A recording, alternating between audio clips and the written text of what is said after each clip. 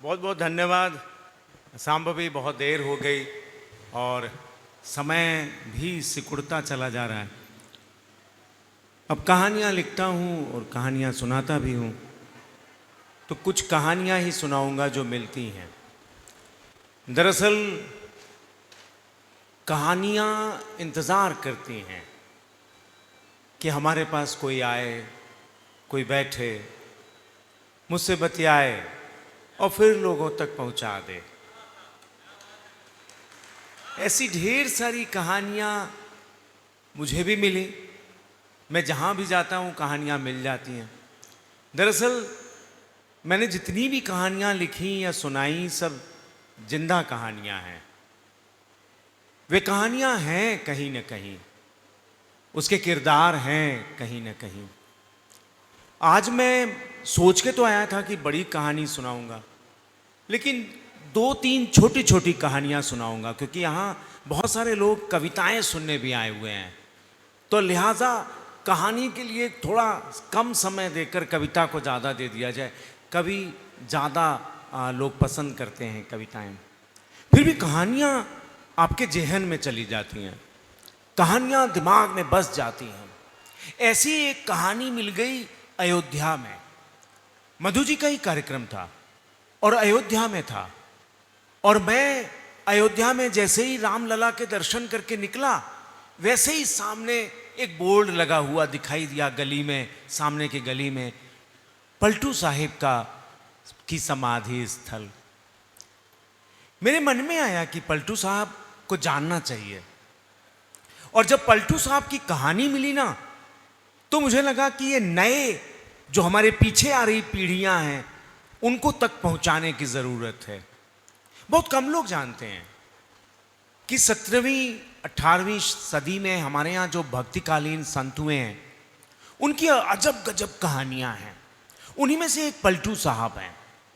पलटू साहब बनिया थे और अयोध्या में जो दशरथ महल है वहाँ के साधु उनसे अन्न लेते थे खाना लेने के लिए। होता यह था कि दिन भर जो चढ़ाते थे, चढ़ावा आता था, वो पलटू को दे दिया जाता था। पलटू का नाम क्या था ओरिजिनल, वो किसी को पता नहीं है। पुराण जितनी चीज़ें लिखी गई हैं उसमें नहीं पता है। लेकिन पलटू साहब वहाँ से धन लेते थे और खाना उनको प्रोवाइड करा देते थे। लेकिन एक दिन क्या हुआ कि पलटू साहब पहुंचे तो वहाँ के साधु ने कहा कि आज तो कोई चढ़ावा आया ही नहीं।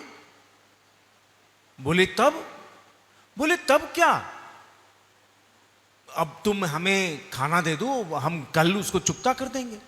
पलटू साहब ने कहा ना, ऐसे नहीं होता। अरे पैसा हो तो खाना मिलेगा। मैं बनिया हूं, मैं दान दाता नहीं हूं कि तुम्हें दान दे दूं। साधु महाराज और उनके सहयोगी बड़े निराश हुए कि पलटू ने आज खाना नहीं दिया। पलटू गया अपने घर, दुकान बंद किया और घर गया और सो गया। रात के करीब 1:30 बजे पलटू का दरवाजा कुछ बच्चे खटखटाने लगे। पलटू दरवाजा खोल पलटू को गुस्सा आया। वो दरवाजा खोल कर निकला और कहा, चिल्ला क्यों रहे हो, इतना शोर क्यों मचा रहे हो। छोटे छोटे बच्चे थे, उन्होंने कहा, पलटू हमें साधु महाराज ने भेजा है। पलटू ने देखा कि 4 छोटे छोटे बच्चे हाथ में कुछ लिए हुए हैं। पलटू ने कहा, कौन साधु महाराज? तो उसने कहा कि अरे वो जो दशरथ महल वाले हैं ना, उन्होंने भेजा है। पलटू ने कहा, किस लिए भेजा? बोले ये धन भेजा है उन्होंने। बोले मैं तो गया था शाम को, उन्होंने तो नहीं दिया। बोले नहीं, उसके बाद चढ़ावा आ गया और उन्होंने ये पूरी पोटली तुम्हें भेजी है।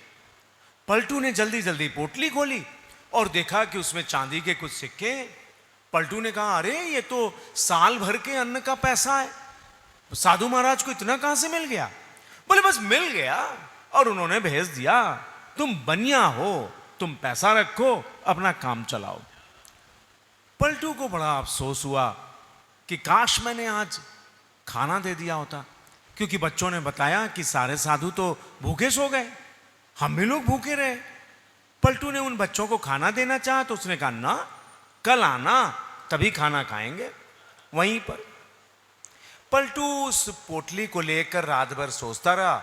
सवेरे उठा तो सीधे पोटली को लेकर साधु बाबा के पास दशरथ महल पहुंच गया। और जब वहां पहुंचा तो साधु बाबा उसे देखकर खड़े हो गए कि पलटू माफ करना, धन तो आज भी नहीं है। पलटू ने कहा, अरे क्या मजाक करते हो साधु बाबा, रात में तो तुमने 4 बच्चों के हाथ में हमें धन भेज दिया। बोले नहीं, हमने तो नहीं भेजा। बोले ये क्या है? झोले से निकाला और उसने पोटली दिया। साधु बाबा ने पोटली देखी तो वो एक राम नामी की पोटली थी। और साधु बाबा ने जब राम नामी देखी तो पूरे सिक्के जमीन पर उड़ेले और भागे मंदिर के अंदर। और देखा कि जो राम लक्ष्मण भरत शत्रुघ्न की मूर्ति में राम नामी उड़ाई गई थी ना, वही तो है ये। बस वो बाहर निकले और पलटू के आगे सिर झुका दिया। पलटू तुम धन्य हो, तुम्हें भगवान ने दर्शन दिए। अरे ये वो 4 भाई पहुंचे थे तुम्हारे यहां जो मूर्ति में हमारे यहां है। पलटू ने कहा, क्या आश्चर्य, और पलटू रोने लगे। बाद में तो पलटू की जिंदगी पलट गई। बस यहीं से उनका नाम पलटू रखा गया। पलटू फिर राम नाम का उपदेश देने लगे। पलटू ने समाज सुधार के लिए बहुत सारे पद लिखे, जैसे कबीरदास ने लिखे, वैसे पलटू ने भी बहुत सारे पद लिखे और आज उनकी ग्रंथ भी हैं। बाद में लोगों ने पलटू को घेर कर सोचा कि पलटू की पॉपुलैरिटी बढ़ रही है, पलटू साहब को घेर कर जला दिया। लेकिन कुछ दिन बाद पलटू सरयू किनारे तख्त पर लेटे हुए मिल गए। लोगों ने कहा, अरे पलटू कैसे जिंदा हो सकता है? और फिर पलटू को पकड़ा और सरयू में फेंक दिया। कहते हैं दक्षिण के सागर में भी फेंका, कहानियां तो हैं। लेकिन पलटू साहब फिर भी बच गए।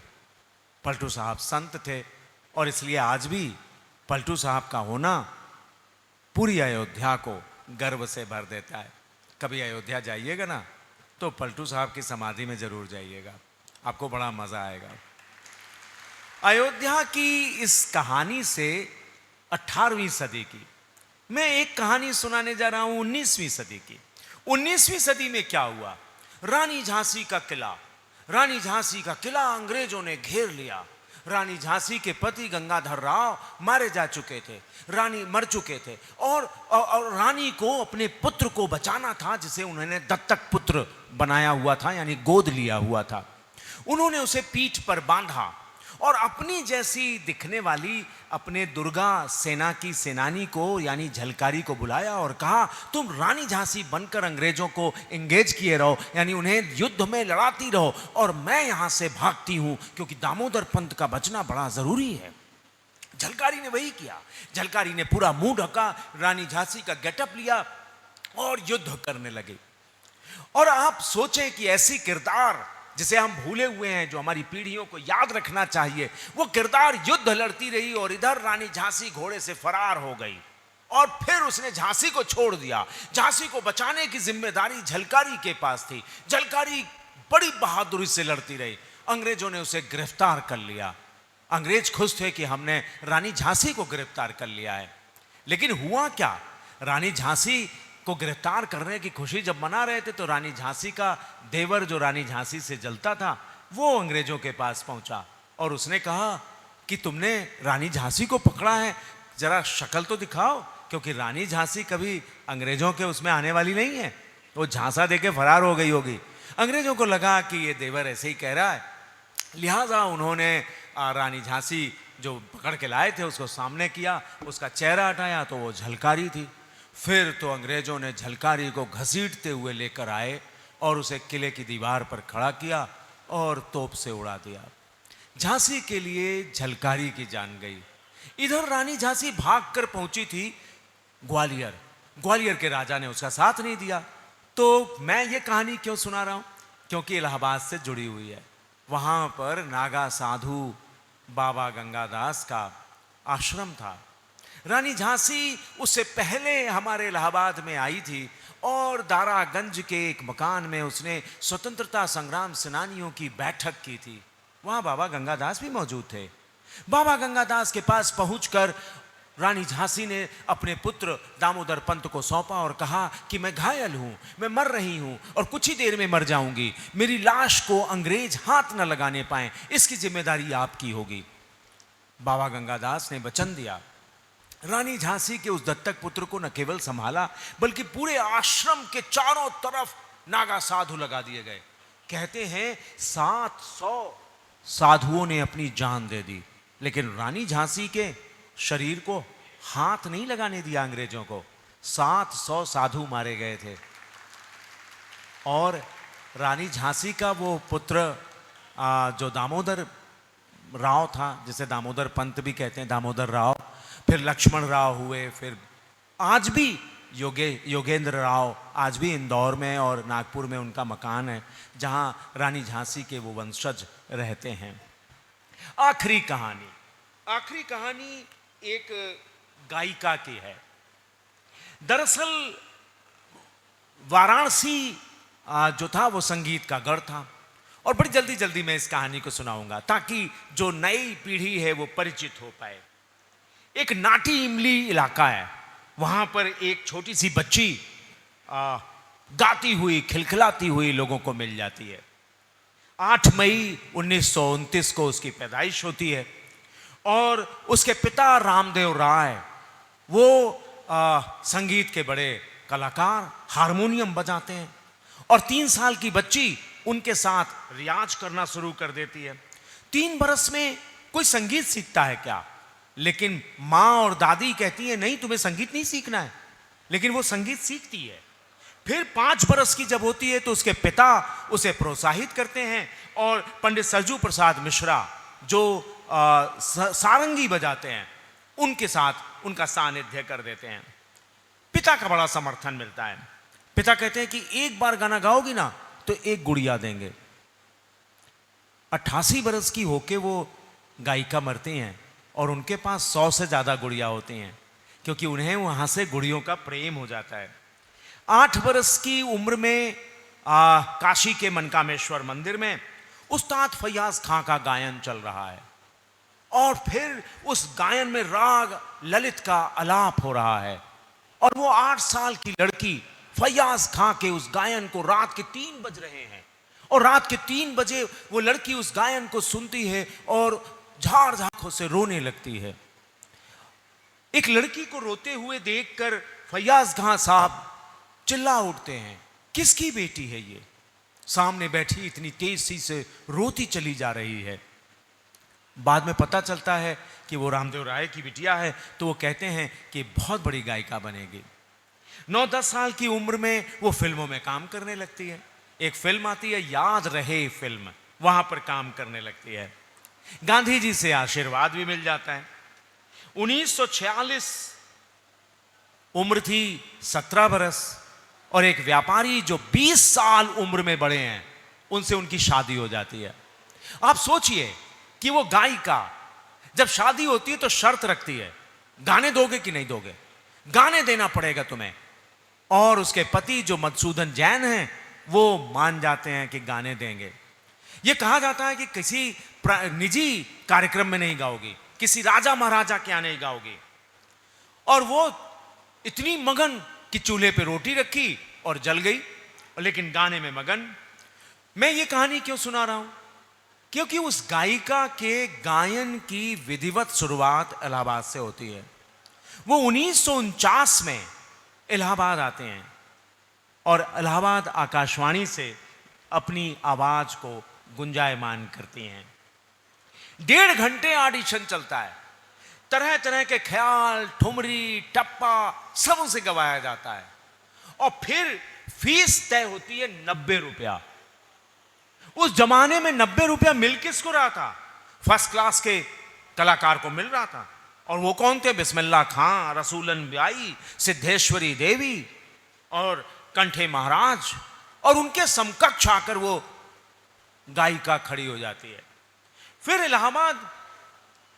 जब इलाहाबाद सामने आता है तो कहती हैं, अरे बुलावे तो इलाहाबाद, आइब आइब, जब बुलाई तो उबे आइब। और इलाहाबाद कई बार आती हैं और कहती हैं इलाहाबाद बुलाई तो आवे पड़ी। 1951 में बिहार के आरा में पहली प्रस्तुति देती हैं, और फिर कहनवा मानो ओ दिल जानी, ये भारतेंदु की रचना होती है कि कहनवा मानो ओ दिल जानी, और दिलजानी की जगह वो राधा रानी कह के गा देती हैं। पूरी जनता उनकी मुरीद हो जाती है। फिर अलाप, बंदिशें, तान, गमक, ठुमरी, कजरी, चैती, दादरा गाती हुई इस गायिका को 1972 में पद्मश्री मिल जाती है। 1989 में पद्म भूषण मिलता है। 2016 में पद्म विभूषण मिल जाता है। गायन में नजाकत और ठहराव अगर कहीं देखना होता था तो वो उस गायिका में मिल जाता था। दिल्ली में एक शाम जो 2017 की थी, दिल्ली की वो शाम 88 वर्ष की वो गायिका गाना गा रही थी, बाबुल मोरा नैहर छूटो जाए। किसी को नहीं पता था कि वो उनका आखिरी गायन है। सच में ये नैहर उनका छूटने जा रहा है। 24 अक्टूबर 2017 को उनका निधन हो गया। ऐसी थी अपनी अप्पा जी यानी आदरणीय गिरजा देवी। गिरजा देवी की ये कहानी उन लोगों के लिए है जो चाहते हैं बहुत बड़ा करना। गिरजा देवी जी का जब मैंने इंटरव्यू किया तो उन्होंने कहा, मन करता है कभी कभी कि अपने तानपुरे को स्टेन गन बना लूं और उन सब को शूट कर दूं जो हमारे समाज को बिगाड़ने में लगे हुए हैं। ऐसी थी गिरजा देवी। बहुत सारे लोग बहुत सारा इंतज़ार कर रहे हैं। कुछ समय है, अब सुनाते हैं। इलाहाबाद की बात हो और दरअसल मैं जहाँ रहता था दरियाबाद, वहाँ की एक छोटी सी कहानी आपको सुनाता हूँ। या यूँ कहें कि अपने इलाहाबादी अंदाज में उस कहानी को सुनाता हूँ। हमारा घर जो था वो अय्यापुर में था और मुझे दरियाबाद का कब्रिस्तान पार करके जाना होता था।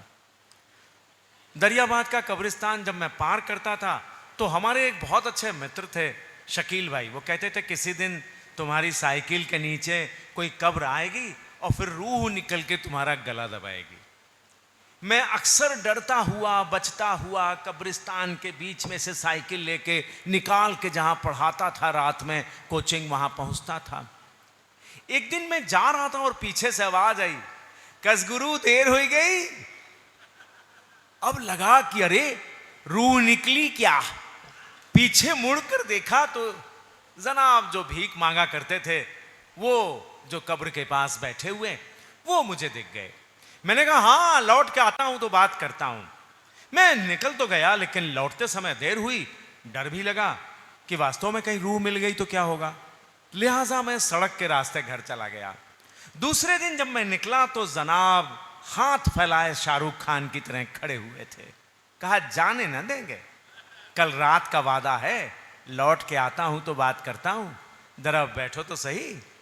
फिर तो हमारी बैठकी होने लगी। नाम उनका था गुद्दन मियाँ। अपनी बेगम की कब्र के पास बैठते थे और उसी के साथ जीवन बिताते थे। बातों ही बात में पता चला कि गुद्दन मियाँ का लड़का रुड़की में इंजीनियरिंग पढ़ रहा है। मियाँ पढ़ाते कैसे हो? बस आप जैसे कुछ बरखुरदार और कुछ हमारे प्रेमी सब आते हैं, कुछ दे जाते हैं, बस इसी से काम चल जाता है। एडमिशन के टाइम घर भेज दिया था क्योंकि लड़का वहाँ रहता है और बेगम है नहीं, तो लिहाजा घर रहने की क्या ज़रूरत है। बेगम यहाँ है तो यहीं रहते हैं। बस हम हैं, बेगम है और ये बकसिया है। बकसिया में क्या है? छोटी सी एल्युमिनियम की बकसिया, बक्सा नहीं बकसिया। अरे एक ना देखो यार, इमें कुछ नहीं ना, नहीं दिखाओ यार इमें है का। और छीना झपटी में बकसिया खुल गई। उसमें एक दुपट्टा निकला और उनकी बेगम की एक तस्वीर निकली। ओह, तो बेगम की यादें हैं इस बकसिया में। अब छिपाना क्या, इन्हीं के सहारे जीते हैं। एक बार मैंने उन्हें स्वेटर दिया तो स्वेटर यहां से कुछ उधड़ा हुआ था। बोले देखो जिंदगी की तरह ये भी उधड़ रहा है। मुझे बड़ा खराब लगा। मैंने कहा नया स्वेटर ला कर दूंगा। जनाब से मेरी मुलाकातें फिर होती रहीं और होती रहीं। एक बार हम लोग सब जने अपने मिर्ज़ा साहब जो वहाँ पर थे, हैदर वकील साहब थे, मिर्ज़ा साहब क्यों कहें, हैदर वकील साहब थे, उनके यहाँ ईद की पार्टी थी। मियाँ के पास कपड़े नहीं थे, लिहाजा वो जाकर पहले से ही टेबल के नीचे जिस पे पर्दा लगा हुआ था उसके नीचे छिप गए। ऊपर खाना सज रहा था, किसी को पता नहीं था कि गुद्दन मियाँ नीचे छिपे हुए हैं। अब वो गुद्दन मियाँ ने देखा कि कटोरा यानी डोंगा आकर रखा गया सेवई का। उन्होंने लप से उठाया और अंदर। ये दृश्य मुझे तो दिख गया कि कोई नीचे था और उसने पूरा का पूरा डोंगा नीचे कर लिया है। थोड़ा सा उठाकर देखा तो मियाँ लपालप खाए जा रहे थे। मैंने ढक दिया, मैंने कहा कि कुछ न देख पाए कोई। लेकिन अब ईद का सेवई का डोंगा गायब हुआ है तो लिहाजा हल्ला तो मचेगा ही। फिर तो ढूंढाई मचने लगी। ढूंढाई मची तो पर्दा हटाया गया, मियाँ दिखाई दिए। बड़ी लानत बलानत। लेकिन जो मियाँ ने कहा कि कपड़े नहीं थे अपने पास, इसलिए पहन नहीं पाया, इसलिए छिपकर खाना पड़ा। फिर तो कपड़े भी आए और मियाँ के साथ ईद भी मनाई गई। बीच में मियाँ का लड़का जब दुबई में काम करने लगा तो फिर उनके पास पैसे आने लगे तो उन्होंने भीख मांगना छोड़ दिया। लेकिन फिर 1.5 साल बाद भीख मांगने लगे। कहने लगे नामुराद ने पैसे ही भेजना बंद कर दिया, अब क्या करें, भीख ना मांगे तो क्या करें। हम लोग ने लड़के को बड़ी लानत बलानत भेजी। बस अंत कहानी का, बीच में बड़ी लंबी कहानी है, अंत कि एक दिन सवेरे सवेरे मस्जिद का माइक खड़का। मोहल्ले के बुजुर्ग गुद्दन मियाँ नहीं रहे। दिल धड़क सा गया, हाय गुद्दन मियाँ नहीं रहे। वो बातें, वो मुलाकातें, वो फर्जी की फिजूल की बातों में भी अपनापन कितना अच्छा लगता था। मैंने चलते चलते नमाज जनाजे के पीछे हैदर साहब से पूछा, लड़का नहीं आया? बोले आएगा कहाँ से, लड़का तो 4 साल पहले ही मर चुका है रोड एक्सीडेंट में। ये तो हम ही लोग थे जो गुद्दन मियाँ को बताते नहीं थे। गुद्दन मियाँ सोचते थे नामुराद पैसा नहीं भेजता है, लेकिन वो तो था ही नहीं, वो तो एक्सीडेंट में मर गया था। गुद्दन मियाँ से बड़ा लगाव रहा और गुद्दन मियाँ की कहानी में ट्विस्ट जब आया, जब गुद्दन मियाँ की बहन गुद्दन मियाँ की कब्र के पास बैठना शुरू कर दिया, गिंदो बीबी, और फिर गिंदो बीबी से हम लोगों का वास्ता पड़ा और गुद्दन मियाँ को हम लोग आज तक उन्हीं के रास्ते जिंदा रखे हुए हैं। बहुत बहुत धन्यवाद। ढेर सारी कहानियाँ हैं, कहानियाँ लिखता भी हूँ, कहानियाँ सुनाता भी हूँ, लेकिन आज समय बहुत कम है, लिहाजा बस इतनी ही कहानी आप तक। धन्यवाद।